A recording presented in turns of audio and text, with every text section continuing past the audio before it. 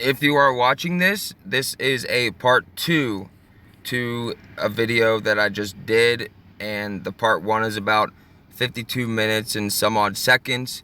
The recording app crashed, so now I have to do this in 2 videos, which is very annoying because I was literally almost done with the first one, and then it crashed because I was on a page with a lot of ads, and it's really annoying, and I don't know how that keeps happening, but this is the part 2. Do not watch this until you watch the part 1, which is the majority of the video, because it's important and it goes with what we're talking about here. So if you have not seen the part 1, please go and watch that now. I don't know what the title is yet because I haven't gotten that far, because I just started this over again. But please, if you are here, do not watch this. Go watch the part 1 first. Okay, so now begins the part 2 of the video that should have been one video. Freedom of Information Act documents revealed DARPA working on genetic extinction weapon. Gee, what could go wrong? Now I'm just mad about that.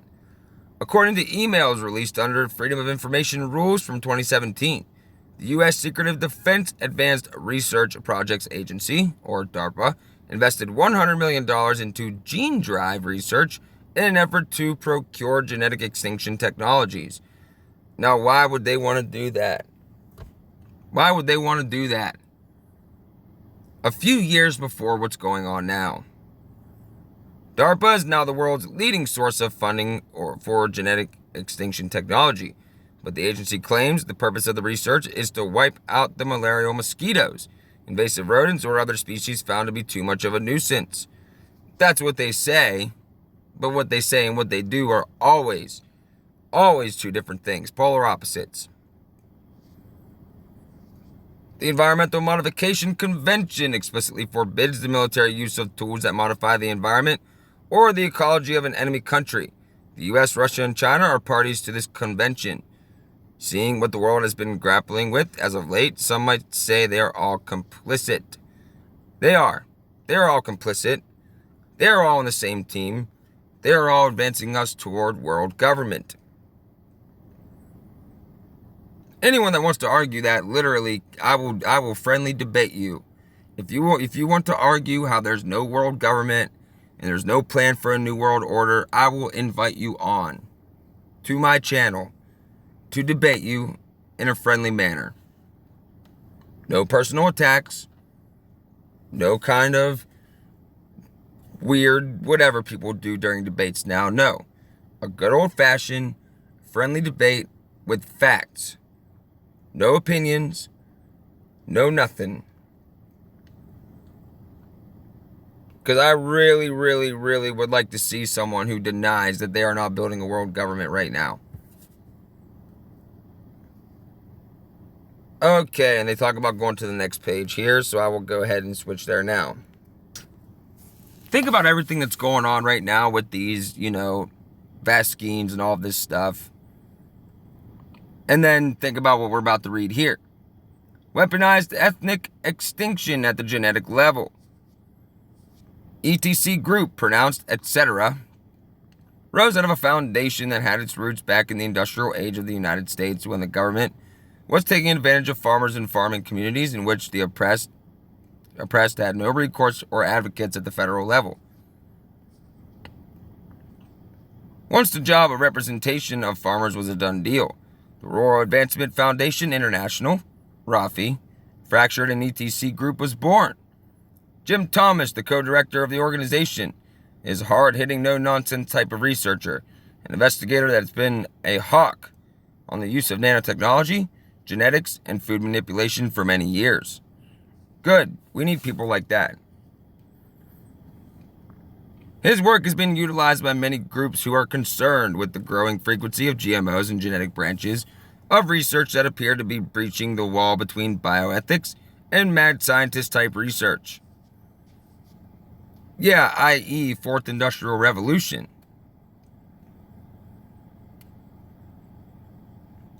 In a recent address to the Human Rights Council in Moscow, Russian President Vladimir Putin offhandedly spoke of an effort by an unknown entity to harvest genetic materials from many of his nation's citizens. It's not just you, Russia, it's here too.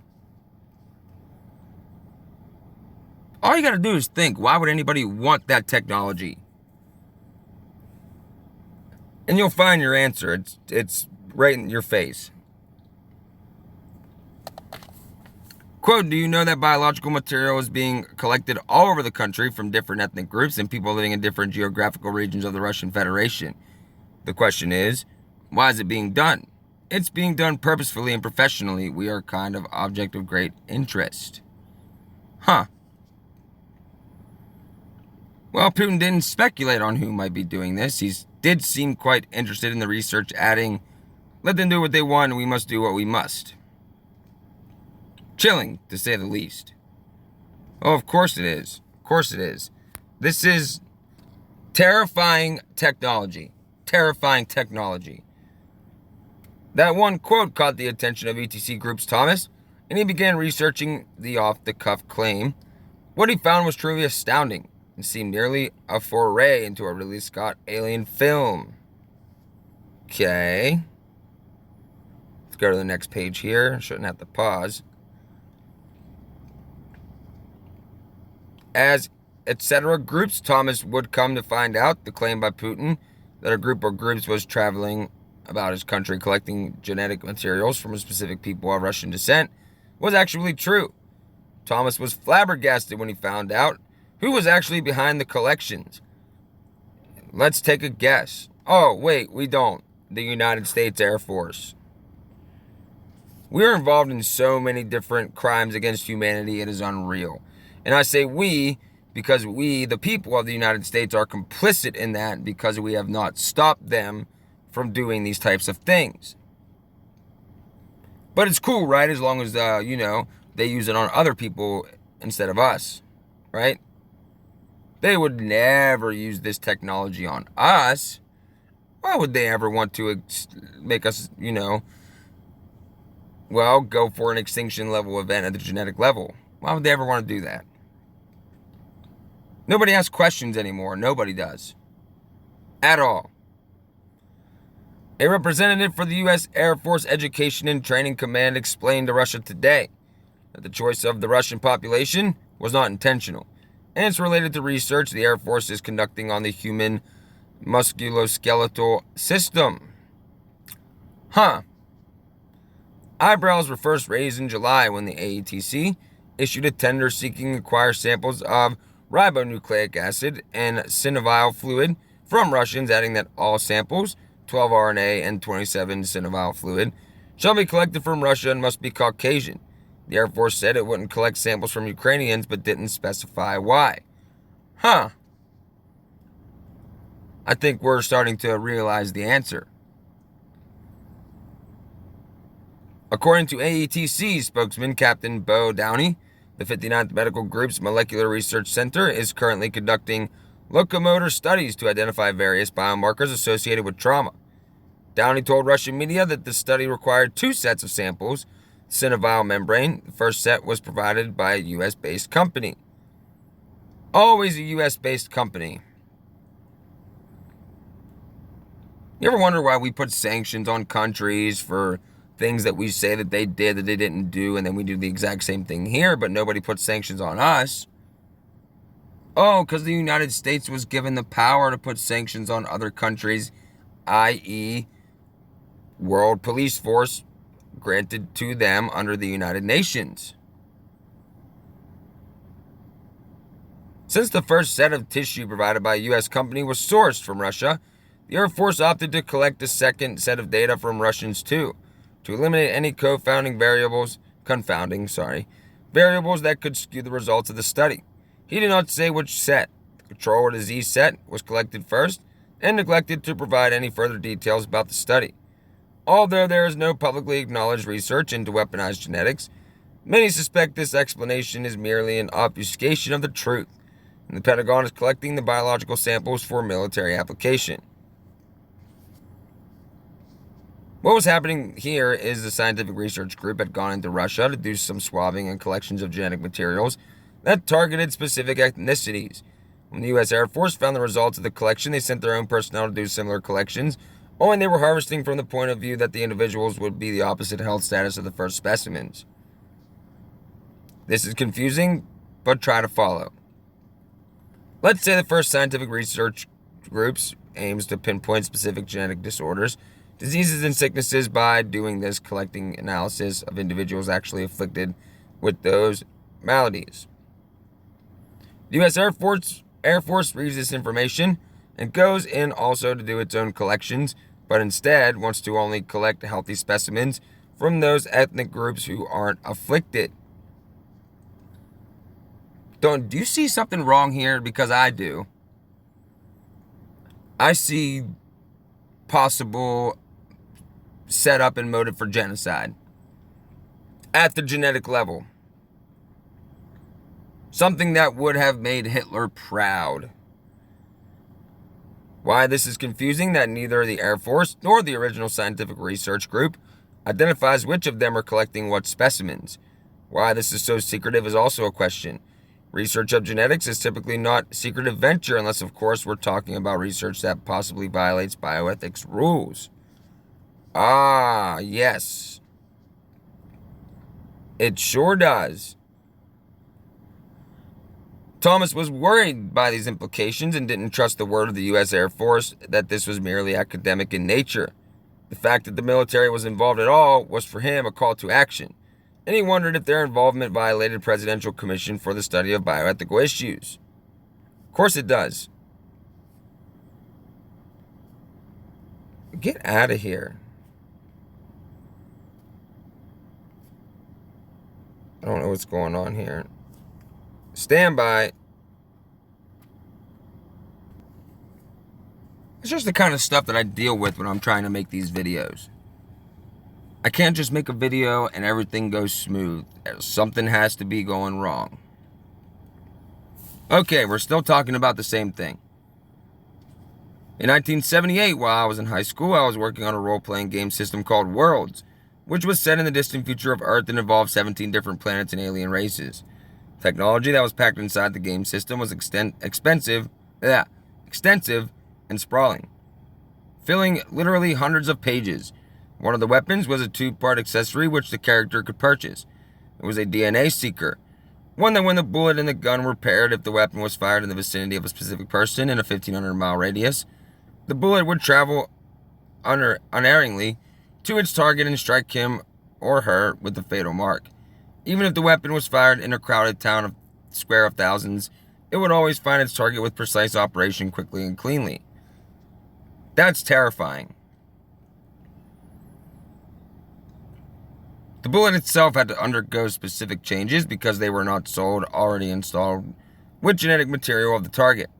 The player character had to find a way to harvest that genetic material from the target and then use the weapon to assassinate said target without it being traceable to the shooter. Whole adventures could be created surrounding the obtaining of this genetic material. Some who could afford to could merely purchase the magic bullet with genetic materials already installed, but the cost was immense. The more famous, valuable the target, the higher the price for the materials. Far-fetched but fun, right? Right?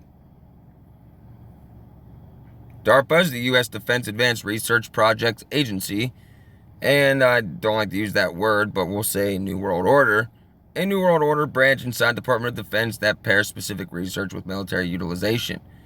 Watchdogs for this group recently underwent a Freedom of Information Act application for information directly linked to the new research project deemed almost too purely science fiction to be true, a genetic extinction weapon.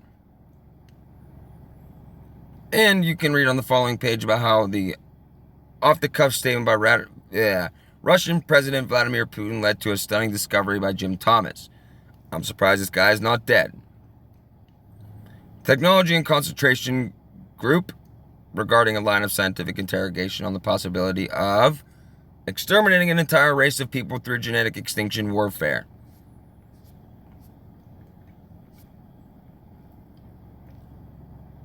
I guess we're done with that one now. I can go to something else. That type of technology is terrifying. Technology for genetic extinction. They can exterminate anybody they want through this technology on a genetic level. These are the types of things that people don't look into. They brush them off as science fiction. They brush them off as, you're crazy, you play too many games, you watch TV and this and that. No, this is very real.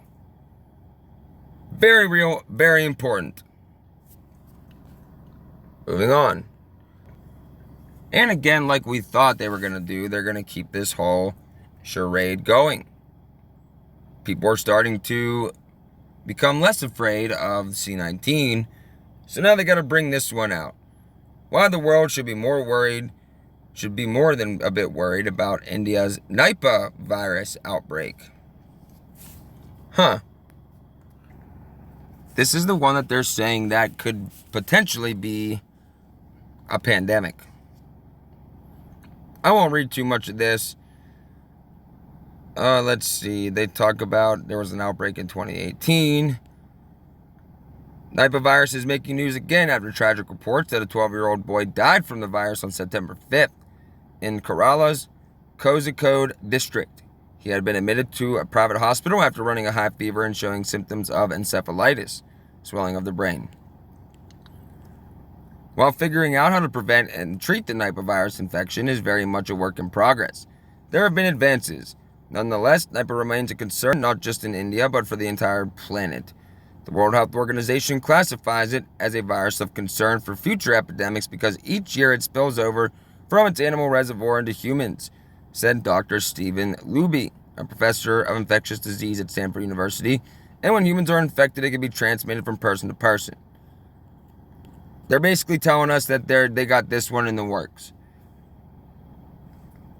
And of course, with this whole thing still going on with the virus, you get things like this. This is my local news. Scientists develop new strategy to fight coronaviruses. Vaccinate against future pandemics. Oh, we're going to give you this right now so you can be safe from a future pandemic that hasn't been here yet, that we don't know when it's coming, but it's coming. So you got to take this anyway. This is the slippery slope that we've all been talking about when it comes to mandating shots. Now they can get away with it's like giving a kid the keys to the candy store. Now they can literally get away with whatever they want. Scientists have recently developed a vaccine that could end pandemics caused by diseases that emerge in animals, a new study reveals. In experiments, the vaccine halted 5 different types of coronaviruses in their tracks, including C19. C19 has already claimed about 5 million lives worldwide. Wasn't it just 2 million like 2 days ago? Health officials warn that viruses jumping from animals to humans are becoming increasingly common. Recent health crises have included bird flu, swine flu, and Ebola that originated in monkeys. Meanwhile, MERS, other coronavirus strain, has been linked to camels. Outbreaks among people tend to stem from the exploitation of wildlife, including intensive battery farming and selling meat for food. Given that prior coronavirus epidemics such as SARS-CoV-1 and MERS-CoV have occurred due to zoonotic coronaviruses crossing the species barrier, the potential for the emergence of similar viruses in the future poses a significant threat to global public health, even in the face of effective vaccines for current viruses, says study lead author Professor Tomohiro Kurosaki of Osaka University in a media release. One of the theories surrounding C19 is that it began in bats and leaped to another animal before reaching humans.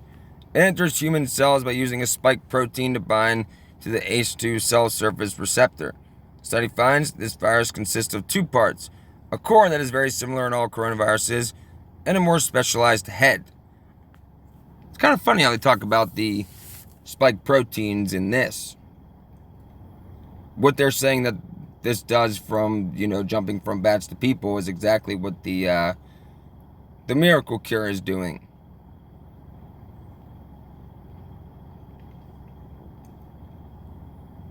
Japanese team genetically engineered the spike protein of SARS-CoV-2, the virus that causes C, covering its head with additional sugar molecules that made it impossible to hook onto the ACE2 protein in human cells that leads to infection.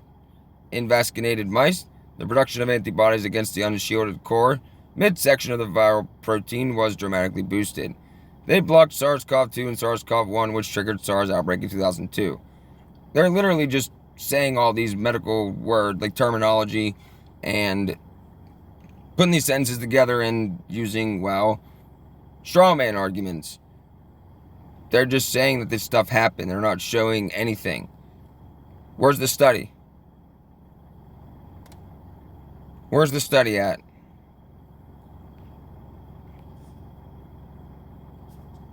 Can't find it. Oh, wait. That's right. They never show it. This is insane. This is insane. Okay. 3 similar coronaviruses from bats and pangolins also hit a stone wall, according to the researchers.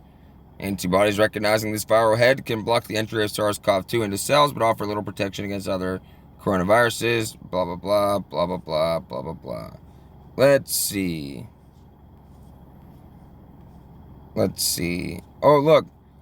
This suggests that although the generation of broadly neutralizing antibodies is possible, SARS-CoV-2 infection and current vaccines are unlikely to provide protection against the emergence of novel SARS-related viruses, Professor Kurosaki explains.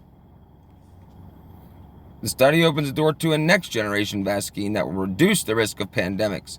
The research team is hopeful with more work, it can be successfully translated to humans. The findings appear in the Journal of Experimental Medicine. Yeah, but they don't show you here, though. Look, I don't even think that's a link. Yeah, it is. Ooh. I bet if you went through here and read this stuff, you would, I actually might go through here and read this after a while and then bring it up later on. Ooh. I guarantee, just like the New England Journal of Medicine, you can go through here and you can find exactly what they're doing. Oh yeah, I'm going to go through all of this. That's for damn sure. Maybe I got one more thing for you guys. Alright, I'm going to go over this again, even though it's not the actual from the United Nations website that we read last time, the actual document or whatever it was. But this is still just as important because this is exactly what is going on. UN's ambitious blueprint for the future, a call for action. There's no doubt that Secretary General Antonio Guterres is going big and bold with the recent release of an ambitious blueprint that could pave the way for a more inclusive, effective, and networked international system centered on youth's aspirations and needs. International system. Titled Our Common Agenda, the report is fundamentally a call for action, a manifesto for change with plenty of innovative ideas, an encompassing and holistic document that builds on the declaration on the commemoration of the 75th anniversary of the United Nations that was signed last year on the 21st of September. Okay. A manifesto? When have you ever heard that terminology? Only when you're talking about, people like Ted Kaczynski, who was, of course, the Unabomber. Charles Manson. Anybody of that nature. Or the Communist Manifesto, right? And they already have a manifesto. It's called COVID-19, The Great Reset, written by Klaus Schwab and his co-author, Thierry Malaret. So there's that. The aim is really to start a reflection that leads to imagine a possible different and better future, as there is a recognition that we have almost reached the breaking point and fundamental changes are urgent. Yeah, we've almost reached the breaking point that they've brought us to. As stated in the document, our common agenda represents the Secretary General's vision on the future of global cooperation and reinvigorating an inclusive, networked, and effective multilateralism. And there was no better way for the Secretary General to start his second mandate. The challenges are so dire and multifaceted. From the triple planetary emergency of climate change, biodiversity, and pollution, to envisioning a better, more equal education and healthcare systems, while making a strong case on the centrality of social protection systems as best shield to protect the most vulnerable in times of shocks. It's high time for a difference. Global governance. They just come right out and say it. I mean, they don't even try to work their way around it anymore. They're literally just coming out and saying it. Such new system can better reflect an approach to international relations based on cooperation and solidarity. This is exactly what Guterres is trying to pitch with our common agenda. Concrete actions that might show the way to the international community on the directions global leaders must take if they want to ensure a better and more equal planet for generations to come. And when they say this, they mean that we will all be equally poor and own nothing, and they will be rich and own everything. And have all control. There are many proposals on the plate. For example, the high-level summit on the future will be a platform aiming to forge a new global consensus on what our future should look like and how we secure it. New World Order. You might as well just scrap this whole thing and just say New World Order. Clear on this agenda is an effort to bolster a new understanding on peace by reducing new threats, including those coming from cyber warfare and lethal autonomous weapons, including investing in new efforts to prevent new conflicts. The proposal for a global digital compact is another idea to create a global debate and consensus on ensuring that new technologies, including AI, become a force for good rather than a tool of self-harm and destruction. Are you guys reading between the lines? Do you understand what they're saying here? Retooling the global economy to the new challenges emerging from the climate emergency is another top priority for the Secretary General. Oh yeah, I'm sure it is. New sources of funding must be created in an era of complex and creative financial derivatives and other tools that are enriching the global capitalist elite. Ironically, we are running out of imagination and creativity. Indeed, funding is one of the thorniest roadblocks to an agreement at the COP26 in Glasgow. How can we secure a better, greener, and less polluted world if there is still no agreement on $100 billion climate financing package that was agreed in Paris back in 2015?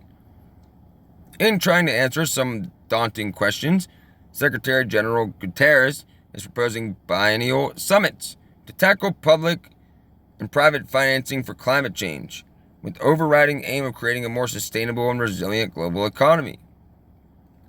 New metrics able to value the life and the well-being of the many over short-term profit for the few might replace the GDP. Yeah, that's what it's gonna do. Yeah. They make it sound so good. Every time in history. Why do you think communism was always so attractive? Why do you think socialism was always so attractive? Or any totalitarian system? How do you think they get the power? They don't say, hey, we're trying to run your life and kill off a bunch of you and throw you in camps. No, they say that they're going to create a better world. A more sustainable, inclusive, resilient world.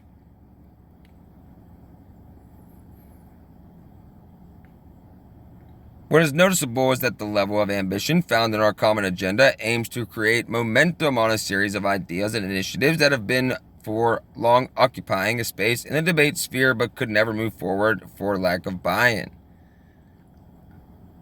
The World Social Summit in 2025, another of the proposals, is exactly designed to rally world leaders behind the concept of new social contract, a better deal between the people and the government. A better deal, huh? In practice, it means universal health care, stronger education system, more responsive public services, and huge investments in social protections measures.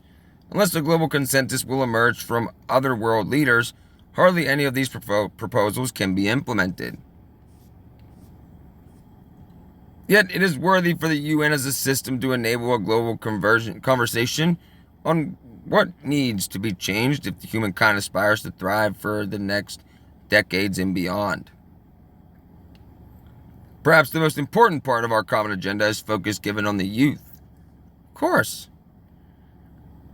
I'm not really talking about tokenistic measures like creating a new UN youth office that basically will integrate neglected and overshadow office of the UNSG envoys on youth. Secretary General is absolutely right in bringing youth on top of the agenda, but how doing so will be key. Because they want to control the youth so they can control the future. I mean, I'm going to skip this paragraph. I'm going to skip down through here a little bit because I got to go.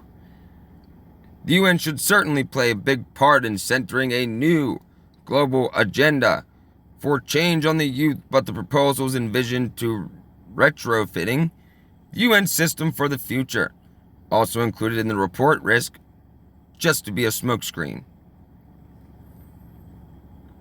We truly need a more agile, more effective UN system, but in order to achieve such shift, so much change in its offices around the world must first happen because they really need to be more people responsive, more open, and less opaque. They're talking about upgrading the United Nations into the type of world government it was always supposed to be. Now remember that there's a part 1 to this video, so you have to go back and watch that too.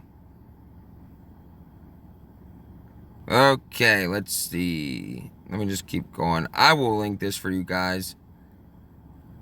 I wasn't meaning to go this long, but okay, let's see. From the ground to the top, the UN system can truly foster civic engagement, youth participation, especially by better involving girls and young women through new grassroots programs in partnership with local governments and civil society, and by also advising UN country offices. Do you know what that means? Do you know why they want to focus on women and girls? What's one of the planks on the guidestones? Guide reproduction wisely. They want to control human reproduction for the whole world. After they, take out most of the people that they want to take out. As Secretary General is in last mandate, Guterres is right in envisioning a better world order focused on genuine multilateralism. Oh. Yet in order to create opportunities for the youth to be able to participate in the decision-making at a global level, the homework must start within the UN system locally. Remember, Agenda 2030 is supposed to be a worldwide agenda to be implemented on the local level.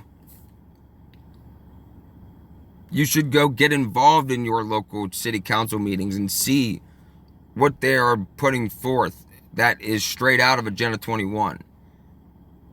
And you need to gather all the people in your town or city or what have you. And you need to go sit in on that because it is your right. And you need to let them know that you do not support this.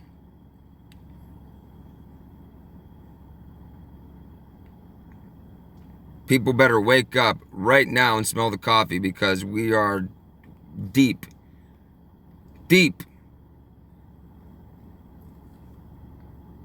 Before I pray, please watch the part 1. It's terrible that I even had to do this in a 2-part video. Our Father, who art in heaven, hallowed be thy name. Thy kingdom come, thy will be done, in earth as it is in heaven. Give us this day our daily bread, and forgive us our trespasses, as we forgive those who trespass against us. And lead us not into temptation, but deliver us from the evil one. For thine is the kingdom, the power, and the glory, forever and ever. Amen.